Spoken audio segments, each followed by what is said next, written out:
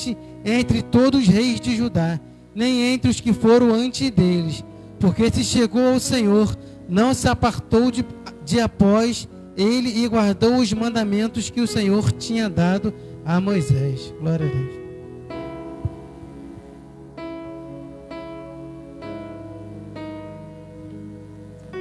Tome o seu assento nessa noite. Quem está feliz aí, diga um amém. Quem está feliz, diga muito obrigado, Senhor.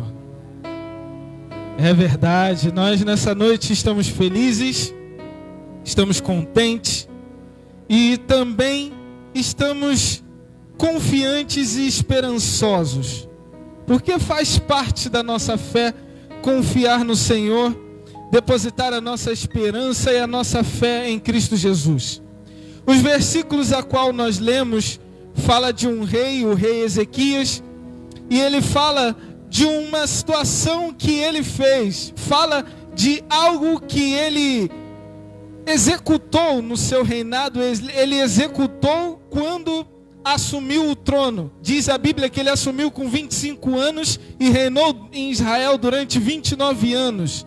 Ele era da descendência de Davi, lá da tribo de Judá, só que havia uma situação no meio do povo de Israel. O povo já estava dividido, já se havia passado o tempo em que Israel, a nação de Israel, tinha sido dividida depois que Salomão começou, por influência das suas mulheres, por influência de uma mulher que era filha do rei do Egito, começou a sacrificar para deuses estranhos. E aí Deus o puniu e disse: eu dividirei a nação, mas Judá será guardado pela aliança que eu tenho com o rei Davi, com o seu pai. A aliança que eu tenho com ele é de que nenhuma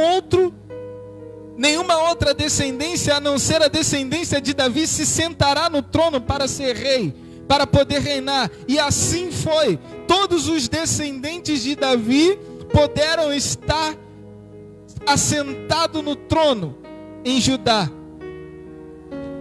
Só que em Israel, o povo, muito antes de Judá, começou a se corromper também.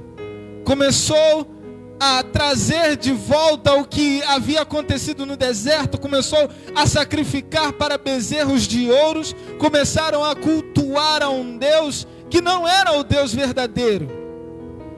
E aí os judeus, irmãos dos samaritanos, ao ver que os seus irmãos estavam começando a sacrificar, acharam bom e fizeram sacrifícios também a deuses esquisitos, a deuses estranhos, a deuses pagãos. Só que chegou o tempo do reinado de Ezequias, e a primeira coisa que Ezequias fez foi acabar com o altar de deuses estranhos. Eu já quero começar essa palavra, essa mensagem dizendo à amada igreja que para que você viva coisas diferentes de Deus na sua vida, você precisa fazer coisas diferentes do que os outros têm feito. Muitos acham fácil e simples cultuar a deuses estranhos, a estátuas, a bezerros de ouro, a deuses de madeira, de pedra, de gesso, a deuses que mandam queimar crianças vivas, a deuses que cultuam a fertilidade, a sexualidade, a orgia, a prostituição. Mas o Deus de Israel, ele não quer nada disso. Ele simplesmente quer a verdadeira adoração.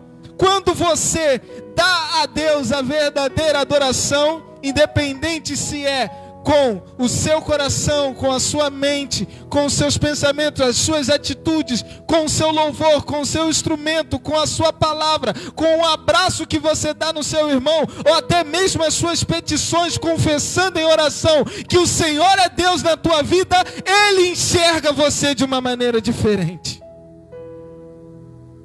Os outros estão acostumados a trazer coisas para o altar que são vãs.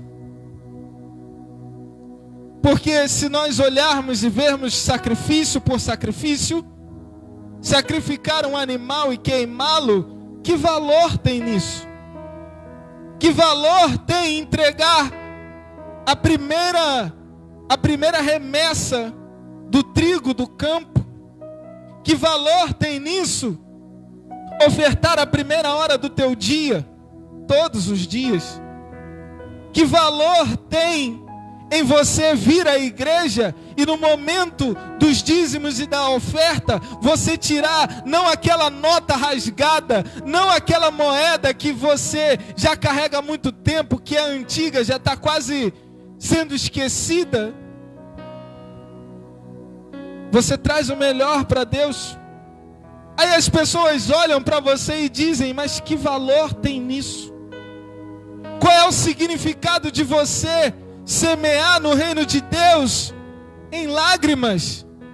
Quando no mundo, muitos no final de semana ou numa quinta-feira como essa, estão se comunicando com os seus namorados, com suas namoradas, estão marcando a sua agenda para o final de semana, para onde vai, onde vão passear, para onde vão viajar, e você está aqui ouvindo a palavra de Deus. Que valor tem nisso? O valor que tem em tudo isso é que o que Deus faz por você, o que Deus faz por esta igreja, o que Deus faz por mim, homem nenhum pode fazer. Homem nenhum pode trazer a cura, a libertação que só Deus pode trazer. Certo dia eu estava escutando alguém falando sobre um novo método de terapia psicológica, e dizem que o novo método agora é biblioterapia. Aí me levanta um sujeito e diz: olha, é biblioterapia, mas calma, fiquem calmos, porque isso não se trata do livro religioso, é simplesmente uma terapia que você vai pegar um livro sobre uma determinada situação, alguém que superou uma depressão, alguém que passou pelo pânico, pelo transtorno do pânico, alguém que tinha toque, alguém que tinha algum tipo de problema psicológico, e vai ler aquele livro e vai se motivar com a história da outra pessoa. E aí eu fiquei pensando, como o ser humano é ingênuo, e como a Bíblia diz, que nós somos destruídos por falta de conhecimento. Porque se eu posso escrever um livro sobre as minhas experiências, para que você leia e seja tratado, sobre uma depressão, sobre uma restauração pessoal, que dirá a Bíblia? Você quer saber sobre cura? Quanto Jesus curou? Um homem de 38 anos à beira de uma cama, um cego que estava à beira do caminho, uma mulher que há 12 anos sofria com uma hemorragia, outro que achavam que os seus pais eram pecadores, e Jesus foi lá e o curou. E não pode Ele curar a todos nós? Mas o homem acha que nos seus próprios esforços e resultados é que eles conseguem as coisas, com suas economias, com seus cofrinhos, com seus dinheiros guardados, é que você consegue pagar todas as coisas. Mas a Bíblia, ela diz que todo aquele que dá é melhor do que receber. Aquele que dá para Deus é melhor do que você está recebendo de Deus. Por que que é melhor? Sabe por quê? Porque a partir do momento que você dá para Deus, significa que você já recebeu. Muitos pensam que você tem que dar para receber, e com Deus é o contrário, você dá porque já recebeu. Você é capaz de dar o melhor de si com os seus dons, com o seu talento, com o seu entendimento, com a sabedoria que Deus te deu, com a capacidade que Deus te deu. Por que você dá? Porque Deus já antes havia te dado. Nós não somos capazes em nós mesmos. E Ezequias começou a ver uma situação como essa. Porque os israelitas, na época de Moisés, quando eles começaram a vacilar, a pisar fora da linha, Deus puniu. Deus enviou diante deles serpentes. E aí eles correram: Moisés, ora para Deus nos curar, socorro, pelo amor de Deus. E Moisés teve que orar diante de Deus, e Deus permitiu que essa serpente de bronze fosse levantada. E ainda eles continuavam cultuando. Mas a lição que nós podemos tirar disso é que na época de Moisés, tudo bem, eles olhavam para a serpente e eram curados. Mas na época de Ezequias, eles ofertavam, significa que eles já estavam colocando aquela serpente de bronze acima de Deus. Eles já estavam dividindo a adoração da serpente com Deus. Ezequias, com uma visão de águia, observa isso e simplesmente quebra, despedaça tudo aquilo ali. Chega disso. Quando ele faz isso, diz a Bíblia que ele se revolta contra o rei da Assíria porque tinha que pagar tributos, e ele decide deixar de pagar. A primeira coisa que acontece com ele é o rei contra-atacar. A primeira coisa que acontece é o rei ir para cima dele. E ele diz: eu não vou mais pagar, não vou mais te dar nada. Só que passa o tempo, o rei da Assíria sobe contra Israel e sitia muitas cidades. Eles cercam as fortalezas de muitas cidades de Judá. E quando eles cercam, era por estratégia de guerra daquela época, eles cercarem a cidade e tomarem os poços ou os riachos que entrava água na cidade. Porque a partir do momento que ele tira a água de quem está dentro da cidade, a plantação diminui, a sede aumenta, você tem dificuldade de se alimentar, de alimentar os seus animais, de regar o campo, e você é obrigado a sair, ou você perde as forças e acaba perdendo a batalha. E isso, para nós, significa muitas vezes que em nossas vidas nós temos quebrado altares. Nós temos dito: Senhor, eu não quero mais errar, eu não quero mais dizer o que eu tenho dito, da forma que eu tenho dito, eu não quero mais pensar da forma que eu tenho pensado, eu não quero mais prejudicar muitas vezes quem eu tenho prejudicado, eu não quero desanimar de ir na tua casa, eu não quero desanimar de falar contigo toda madrugada, de conseguir dobrar o meio-dia, eu não quero deixar, Deus, de fazer o que eu tenho feito. E aí você quebra altares que têm te prejudicado, porque os altares que estavam ali eram para prejudicar. E aí muitas vezes esses altares são de mentiras, são de falta de conhecimento, são de falta de planejamento, são altares de fé, de crença deturpada. Porque muitas vezes nós cremos naquilo que o homem está nos mostrando. Havia uma pessoa que eu conheci nesses anos, e ela pregando e falando da palavra, ela era interessante porque ela começava a se movimentar pelo Espírito, pregando como ela afirmava, e dali ela começava a bater nas coisas e a dizer: eu sou profeta, eu não estou falando da carne, eu estou falando do Espírito, e isso e aquilo outro. Para quê? Para provocar não fé nas pessoas, mas a emoção das pessoas de ver que era um homem de Deus usado. Só que Jesus, como eu estava citando aqui no outro dia, Jesus passou por meio de uma multidão diversas vezes e não curou aos olhos dos homens. Ele curou aonde ninguém estava vendo. E quantas vezes Jesus disse: olha, não conta isso para ninguém. Vai diante do sacerdote e oferece a oferta ao templo.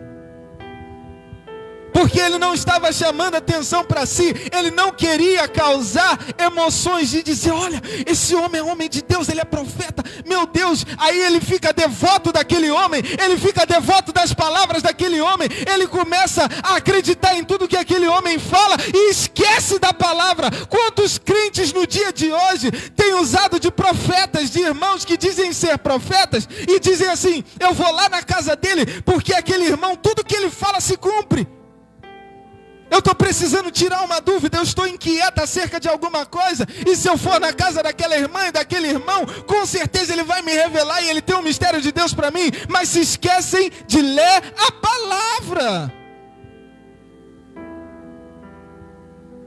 Porque o profeta, ele é profeta, porque ele recebe de Deus a palavra. Então antes do profeta vem a palavra. Só que as pessoas, infelizmente, começam a criar dentro da sua vida e no seu coração, na sua mente, altares. E esses altares, no futuro, começam a trazer problemas. Começam a te trazer depressão, porque esse profeta te disse: vai que vai dar certo. E não dá. E aí você diz: Deus não é comigo.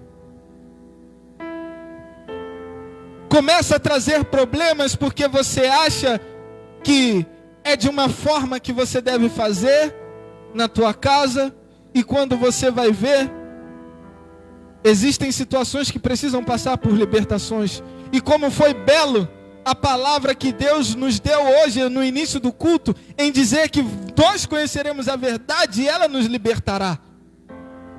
É por essa verdade que nós somos libertos. Por isso, nós precisamos quebrar altares. Se existem pessoas na tua vida que você sabe que tem mentido para você, quebra esse altar. Se existem pessoas que estão se aproximando de você com a intenção de te prejudicar, quebra esse altar. Se existem coisas que têm te prejudicado com a tua fé de orar, de conseguir se dobrar diante do Senhor, quebra esse altar. Porque ao quebrar esse altar, você verá a tua vida prosperar. Quando eles cercavam a cidade e se apossavam das águas, os homens naturalmente se sentiam mais fracos.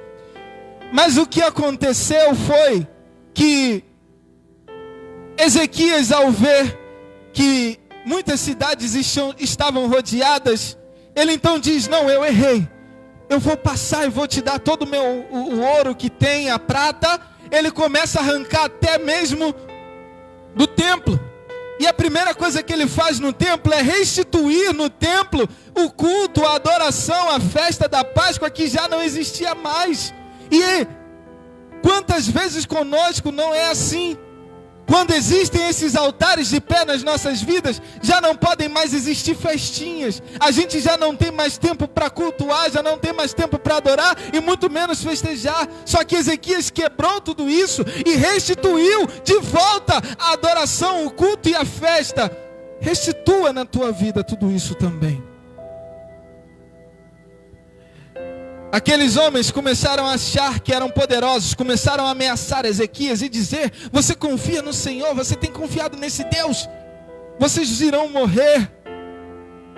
E a Bíblia fala de uma forma interessante que quando eles citam tudo isso, eles citam em hebraico, sendo que a língua e o idioma dos assírios era o aramaico. No Novo Testamento, no tempo de Jesus, o hebraico e o aramaico eram muito mais próximos do que o português e o espanhol hoje em dia. Se nós dissermos, se chegar um mexicano, um espanhol, um argentino perto de você e te dizer buenos dias, você com certeza saberá o que ele está dizendo. Mas, na época de Ezequias, não se entendia. Só se entendia, só conhecia o aramaico quem era importante, quem era estudado. Mas eles começaram a ameaçar em hebraico, para que todo o povo pudesse entender. E as ameaças nas nossas vidas, que nós devemos voltar a erguer altares nas nossas vidas, são assim. Quantas pessoas você não conhece que precisam mentir para se manter diante de um emprego? E aí elas dizem assim: mas se eu não fizer isso, eu não tenho meu trabalho. Se eu não fizer daquele jeitinho, eu não consigo ter o que eu tenho. E não é isso que Deus tem para nós. Deus quer homens e mulheres que ajam com sinceridade e com verdade. E naquela ocasião eles se desesperaram. O profeta Isaías começou a liberar uma palavra de bênção, de vitória e de conquista. E aí o povo se alegrou.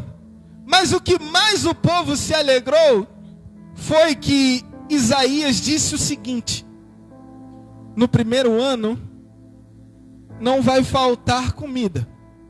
Não vai sobrar, mas também não vai faltar.